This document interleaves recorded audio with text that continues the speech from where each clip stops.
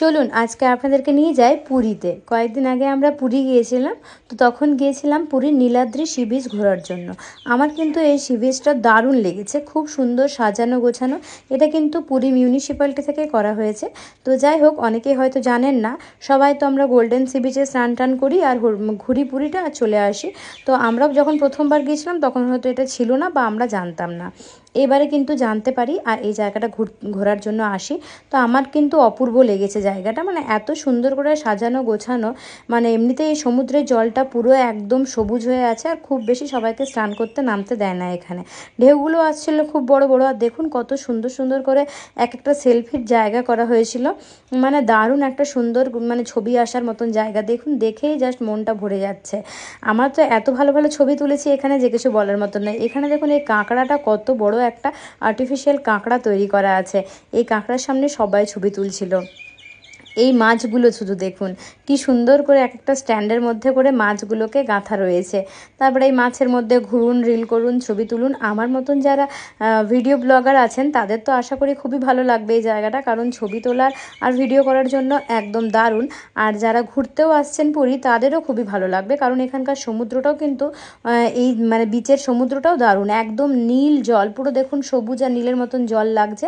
আর ঢেউগুলোও আসছিল বিশাল বড় বড়। আমার মেয়ে তো এখানে এসে ভারী খুশি হয়েছে, কারণ এখানে ওর এই আর্টিফিশিয়াল করে সাজানো বীজটা খুব সুন্দর লেগেছে। এই জায়গাটা ওর সবচেয়ে বেশি ভালো লেগেছে। এখানে দেখুন আবর্জনা দিয়ে সাজানো কি সুন্দর, মানে একটা সুন্দর করে সাজানো গোছানো হয়েছে। ভাঙা বোতল, ভাঙা খেলনা ওই সব দিয়ে সাজিয়েছিল ওই জায়গাটাকে। এই জায়গাটা তো আমার দুর্দান্ত লেগেছে। জানি না এটা কী দিয়ে তৈরি, কিন্তু এত সুন্দর লাগছিল দেখতে। হেঁটে হেঁটে রিলসও করছিলাম আর ছবিও তুললাম খুব সুন্দর করে। মানে আমার তো এই জিনিসটা সবচেয়ে বেশি ভালো লেগেছে। আর এই যে দেখুন কি সুন্দর গোল মতন মুখ করা আছে, তো এইখানটাতে যে কত ছবি তুলেছি তার ঠিক ঠিকানা নেই। আমি তাই ভাবলাম আপনাদেরকেও একটুখানি দেখিয়ে দিই। ভিডিওটা আমার শেয়ার করা হয়েছিল না, আসলে অনেক দিন ধরেই ভিডিওর চাপে হারিয়ে গিয়েছিল এই ভিডিওটা।